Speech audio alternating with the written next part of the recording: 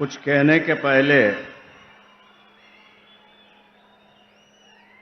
मैं आप लोगों से क्षमा चाहूंगा, क्योंकि आपकी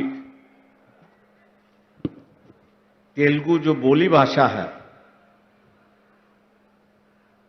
उससे मैं अपने विचार नहीं रखूंगा। हिंदी में ही अपने विचार रखने की कोशिश करूंगा। बाबा साहब अंबेडकर की जयंती के अवसर पर तेलंगाना के मुख्यमंत्री सम्माननीय के चंद्रशेखर राव जी को मैं अपनी तरफ से और आपकी तरफ से पूरी बधाई देता हूं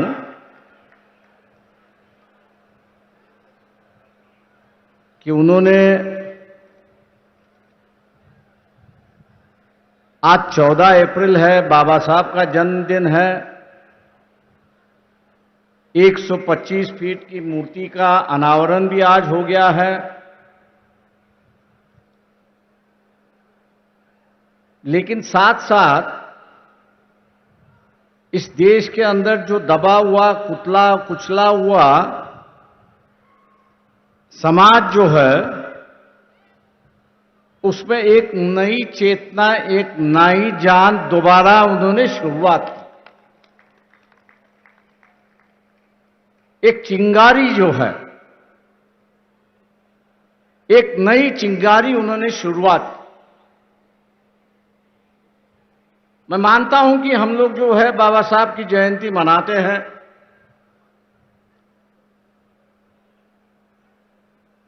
ढोल बजाना, गाना बजाना, बाबा साहब की बातों का दोहराना,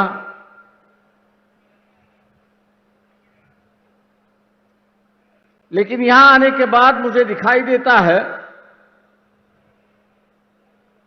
कि बाबा साहब की जो जयंती है वो अलग ढंग से मनाई जा रही।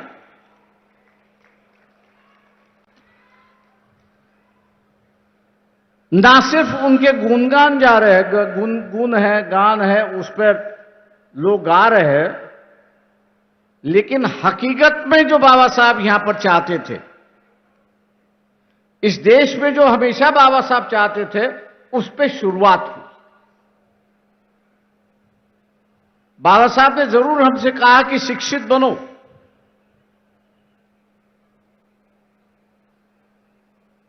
शिक्षित बनने के बाद आप संगठित हो और एजिटेट करो, लेकिन किसके लिए? हमको संघर्ष करना है। किसके लिए? तो संघर्ष करना है समाज में बदलाव लाने के लिए। हमको संघर्ष किससे लाना है? तो एक नई व्यवस्था इस देश में पैदा करनी। हमको इस देश में संघर्ष क्यों करना है? तो इस देश में इंसानियत पनपनी चाहिए, इसके लिए हमको संघर्ष करना है। ये तो सिद्धांत हुए कि जिस पर हम समाज बनाना चाहते हैं। ये जो सिद्धांत है कि जिसके बुनियाद पर यहां की समाज व्यवस्था चलती रहेगी। लेकिन आज जिस युग में हम लोग जी रहे हैं, उस युग की हकीकत भी हम लोगों को जाननी हो। और वह हकीकत है कि 1923 में बाबा साहब ने एक इकोनॉमिक थीसिस लिखी थी।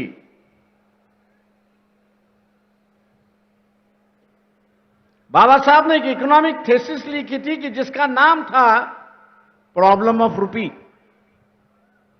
रुपए की समस्या। और इस किताब के माध्यम से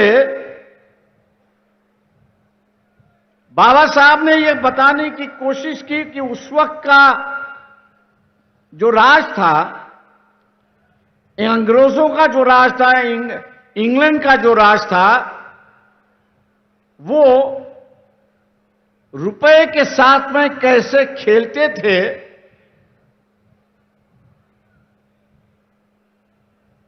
और उस खेल के माध्यम से वो भारत को लूटते थे। बाबा साहब पढ़े लिखे थे, इसलिए उन्होंने प्रॉब्लम ऑफ रूपी रखा। हम लोग जैसे पढ़े लिखे जो है वो उसको ये कहेंगे थ्योरी ऑफ लूट। मतलब एक दूसरे का पैसा कैसा लूटना, उसका उन्होंने विवरण किया है कि अंग्रेज जो है वो भारत को किस तरह से लूट रहा है। मैं मान के चलता हूं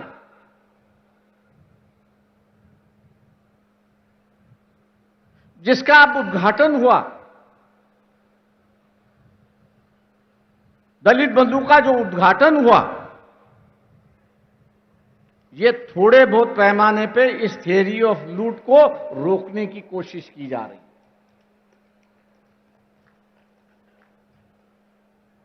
क्योंकि यहां जो प्रोडक्शन करने वाला है और बेचने वाला जो है वो यहां का दबा कुचला हुआ समाज नहीं है, दलित नहीं है, आदिवासी नहीं है, वो तो सिर्फ खरीदने वाला समाज है। आज उसमें भी एक व्यापार की भावना, कमर्शियलाइजेशन है, उसकी कोशिश की जा रही है। मैं उसकी सराहना करता हूं और मुख्यमंत्री चंद्रशेखर राव जी का धन्यवाद देता हूं कि उन्होंने इस देश को आर्थिक दुर्बलता से कैसे लड़ना चाहिए, आर्थिक दुर्बलता से कैसे लड़ना चाहिए, और साथ साथ ये जो पॉवर्टी एलिवेशन का जो सरकार का कार्यक्रम है उसको एक नई दिशा देने की कोशिश की। इसलिए बाबा साहब की जयंती पर बाबा साहब के आर्थिक विचारों को आगे ले जाने के लिए मैं उनको दोबारा धन्यवाद देता हूं और अपनी बात आगे बढ़ाता हूं। दोस्तों, देश को आजाद हुए 70 साल हुए, लेकिन पूरी तरह से बाबा साहब आज भी लोगों के सामने आए नहीं। हम लोग यही समझते हैं कि बाबा साहब का जो कार्य रहा है, समाज कार्य रहा है, यह दलितों के लिए, आदिवासियों के लिए, आरक्षण के लिए ही रहा है, ऐसी परिस्थिति है। यह बात जरूर है कि उनका फोकस जो था, बाबा साहब का पूरा फोकस जो था, वो पूरा फोकस एलिवेशन जो है, दलितों का एलिवेशन करना, आदिवासियों का एलिवेशन करना, और यहां हम लोगों को एक ही माइनॉरिटी दिखाई देती है, वो रिलीजियस माइनॉरिटी दिखाई देती है। इस देश में सिर्फ रिलीजियस माइनॉरिटी नहीं है, इस देश में कम्युनिटी माइनॉरिटी भी है। लोहार है, कुम्हार है, सोनार है, ऐसे कई समाज में गिन सकता हूं कि जिनके गांव में सब 2 या 4 या 5 या 10 घर होंगे, उससे ज्यादा नहीं हो। और बाबा साहब ने कहा कि जैसे एक रिलीजियस माइनॉरिटी है, उसी तरह से यहां एक कम्युनिटी माइनॉरिटी भी है, और इस कम्युनिटी की हिफाजत करना है। इस कम्युनिटी माइनॉरिटी की हिफाजत करना है, तो उन्होंने 1956 में जब स्टेट रीऑर्गेनाइजेशन कमेटी बनी थी, तो उसको एक न्योता दिया था और कहा था कि state should be reorganised not on the basis, state should not be reorganised on the basis of language. राज्य जो है वो भाषा पर आधारित नहीं होना चाहिए। अगर स्टेट रीऑर्गेनाइज आपको करना है तो पहला उसका वायबिलिटी आपको देखना है, इकोनॉमिक वायबिलिटी आपको उसकी देखनी है, उसकी ज्योग्राफिकल बाउंड्रीज उसको आपको देखनी है, और उसके माध्यम से एडमिनिस्ट्रेटिव यूनिट बनता है कि नहीं बनता है, ये आपको देखना है। 55-56 की बात थी,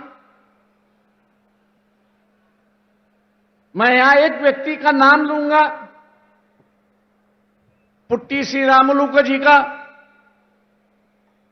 कि जिन्होंने आंध्र प्रदेश बनाने के लिए अपना बलिदान दिया। जब तक यहां बलिदान नहीं दिया जाता था तब तक कोई राज्य या कोई सवाल हल नहीं होती थी, ऐसी एक परिस्थिति है। बाबा साहब ने पट्टी श्रीरामुलु को श्रद्धांजलि अर्पण करते हुए कहा कि आंध्र प्रदेश बनाने से कांग्रेस पार्टी ने पुण्यदान कर दिया है। पुण्यदान जो होता है वो पुण्यदान कर दिया है, ऐसी एक परिस्थिति है। मतलब यहां एक राज्य बनाने के लिए किसी को बलिदान देना पड़ता है और बलिदान के बाद ही यहां पर राज्य बनते हैं, ऐसी एक परिस्थिति है। वही बात बाद में 40 साल बाद आई, तेलंगाना का सवाल आया। आज तेलंगाना राज्य बन चुका है और एक नई दिशा, एक छोटे राज्य यहां पर दिखाई दे रहे, ऐसी एक परिस्थिति है। आपको वेलफेयर स्टेट की अगर संकल्पना,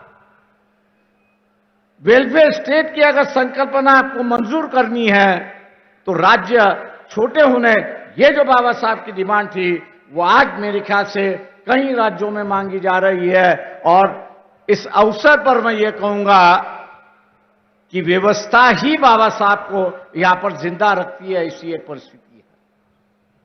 व्यवस्था ही यहां पर जिंदा रखती है, ऐसी एक परिस्थिति है। एक और इश्यू को लेकर यहां पर मैं आपसे बात करूंगा और वो ये है, मैं मुख्यमंत्री पर उसकी जिम्मेदारी डाल रहा हूं कि आप लोगों को इकोनॉमिकल एम्पावरमेंट करने की कोशिश कर रहे हैं। 10 लाख की आप जो है उनको ग्रांट दे रहे हो, बहुत सराहनीय बात है, बहुत अच्छी बात है, उसका स्वागत है और लोग इसलिए आपको दुआ भी देते हैं। लेकिन 1 साल के बाद ये 10 लाख रुपए की कीमत आज जो है वो वैसी बरकरार रहनी चाहिए। ये जो 10 लाख रुपए की कीमत जो है वो वैसी की वैसी बरकरार रहनी चाहिए। ये सबसे बड़ा बाबा साहब का इशू था और उन्होंने ये कहा था कि जब तक हम लोग रुपए की कीमत, वैल्यू ऑफ रुपी, इसको हम लोग जब तक स्टेबलाइज नहीं कर पाएंगे, इसको जब तक हम लोग स्टेबलाइज नहीं कर पाएंगे तब तक हम लोग कितना भी पॉवर्टी एलिवेशन का कार्यक्रम अगर करते रहे तो वैल्यू की कीमत जैसे नीचे बढ़ जाएगी वैसे उसकी गरीबी भी नीचे चलती जाएगी। और इसलिए आज के मुताबिक बाबा साहब की जयंती पर हम लोग ने इस बात को गौर करना चाहिए कि जब तक प्राइस स्टेबिलिटी होता नहीं है, आज मैं दुकान में जाऊं तो ग्लूकोज का बिस्किट मुझे 5 रुपए में मिलता है, 1 साल के बाद जाऊं तो वही मुझे 7 रुपए में मिलता है, 2 रुपया बढ़ गया है। ये जो 2 रुपया बढ़ता है वो गरीबों को काफी बड़ी चोट पहुंचाता है, ऐसी एक परिस्थिति है। और इसलिए रुपए की जो वैल्यू है उसको स्टेबलाइज करना जरूरी है, ऐसा मैं मान के चलता हूं। और मुख्यमंत्री होने के नाते एक मुख्यमंत्री अगर इसकी शुरुआत करे तो हो सके कि देश के मुख्यमंत्री भी आपके पीछे चलने की कोशिश वहां पर करेंगे और ये जिम्मेदारी आप इस जयंती के अवसर पर लेंगे, ऐसी मैं अपेक्षा आपसे करता हूं। 2 आखिरी बात है, मुझे पता नहीं इस हैदराबाद का और बाबा साहब का क्या संबंध था, वो मुझे जानकारी नहीं है। लेकिन कॉन्स्टिट्यूएंट असेंबली के डिबेट्स में जब पढ़ रहा था और भारत के सिक्योरिटी का सवाल जब आया तब उन्होंने कहा कि भारत को एक और कैपिटल होने की जरूरत है, एक और कैपिटल होने की जरूरत है। और जब उनसे पूछा गया कि दूसरा कैपिटल कहां होना चाहिए तब उन्होंने हैदराबाद सिटी का नाम लेके कहा कि सेकंड कैपिटल जो है वह हैदराबाद में होना चाहिए। क्योंकि पाकिस्तान की बॉर्डर से दिल्ली जो है वो 300 किलोमीटर, चाइना की बॉर्डर से दिल्ली हम लोग देखा जाए तो 500 किलोमीटर बॉर्डर है। और इसलिए उन्होंने कहा कि जब तक हम लोग दूसरा कैपिटल बनाते नहीं तब तक जो है हम लोग सुखरूप है, वी आर सिक्योर्ड, ये नहीं हो सकता। और इसलिए उन्होंने जो है वो हैदराबाद को सेकेंड कैपिटल होने की मांग की थी, उस वक्त पूरी नहीं हुई। शायद मेरे ख्याल से तेलंगाना दोबारा इसको मांग करेगा तो सेकेंड कैपिटल ऑफ इंडिया जो है वो हैदराबाद यहां पर बन सकता है, ऐसी एक परिस्थिति है। मैं एक आखिरी सवाल यहां पे कहूंगा, क्योंकि यह आज सबसे बड़ा इशू बन चुका है कि जिस पर राजनीतिक रोटियां सेकी जा रही है, और वो ये है कि इस देश को धार्मिकता में हम लोग परिवर्तन करना चाहते हैं। इस देश को जो है हम लोग धार्मिकता में परिवर्तन करना चाहते हैं। 1938 में ही बाबा साहब ने किताब लिखी थी जिसका नाम था थॉट्स ऑन पाकिस्तान, जिसका नाम था थॉट्स ऑन पाकिस्तान। आज दोबारा पढ़ लीजिए। उस वक्त की जो राजनीति चल रही थी वो यही थी कि हिंदुओं की जो शेंडी होती है, चोट होती है, वो मुसलमानों के हाथ में थी, और मुसलमानों की दाढ़ी जो थी वो हिंदू के हाथ में थी। उन्होंने कहा ये राजनीति नहीं चल सकती, उन्होंने कहा ये राजनीति नहीं चल सकती, दोनों अलग अलग है। और इसलिए उस वक्त उन्होंने बंटवारे की बात कही और कहा कि जो मुस्लिम इलाका है उसको एक नया नेशनहुड होना चाहिए, और यहां जो हिंदू है उनके लिए अलग देश होना चाहिए, और भारत उसका वो देश होना चाहिए। ये 1938 में ही बाबा साहब ने उसको शुरुआत की। बंटवारा भी उसी तरह से हुआ, बंटवारा उसी तरह से हुआ। मेजॉरिटी लिविंग मुस्लिम जो है वो पाकिस्तान बन चुके, हिंदू मेजॉरिटी जो था वो भारत यहां पर बन गया। ये जो राजनीतिक रोटियां सेकने की जो राजनीति चली है उससे मेरे ख्याल से हम लोग को बचना होगा, उससे हम लोग को बचना होगा कि जब यह बंटवारे के साथ साथ इस देश में रहने वाले हिंदू उनके लिए एक राष्ट्र बन चुका है तो नया राष्ट्र की कहां की चर्चा आप शुरुआत करते हैं। ये तो गुमराह की बात है, धर्म की राजनीति की बात है। और जो बाबा साहब ने चेतावनी दी थी कि जिस दिन इस देश में धर्म और जात की राजनीति शुरुआत होगी, जिस दिन धर्म और जात की राजनीति शुरुआत होगी, उसका पहला कैजुअलिटी यह होगा कि you will have no national leader. उसकी कैजुअलिटी यह होगी कि आपके पास कोई नेशनल लीडर नहीं होगा। आज मैं मान के चलता हूं कि इस देश में कोई नेशनल लीडर नहीं।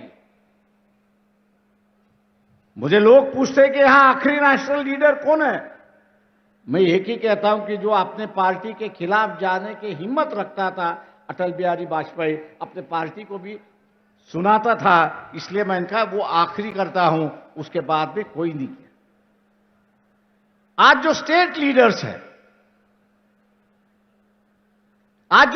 लीडर्स है उनको मौका है नेशनल लीडर बनने का, लेकिन लोगों ने उनको साथ देना जरूरी है, तभी जाके वो नेशनल लीडर यहां पर बनेंगे। मैं आज उम्मीद करता हूं आप लोगों से कि तेलंगाना ने डेवलपमेंट के माध्यम से एक नया रास्ता देश को दिखाया है। वही रास्ता आप आगे देश में ले जाने की कोशिश करेंगे और मौका भी देंगे आपके मुख्यमंत्री चंद्रशेखर राव को। इन्हीं बातों के साथ बाबा साहब के जन्मदिन पर आप सब लोगों को बधाई देते हुए, जन्मदिन हम लोग सभी मनाते हैं, धूमधाम से हम लोग मनाते हैं, अगले साल भी मनाते रहेंगे। लेकिन अगले साल जो बाबा साहब ने चेतावनी दी थी उस चेतावनी को याद रखते हुए हम जात और धर्म के राजनीति से अलग होंगे, यही शपथ हम लोग लेंगे। जय भीम, जय भारत।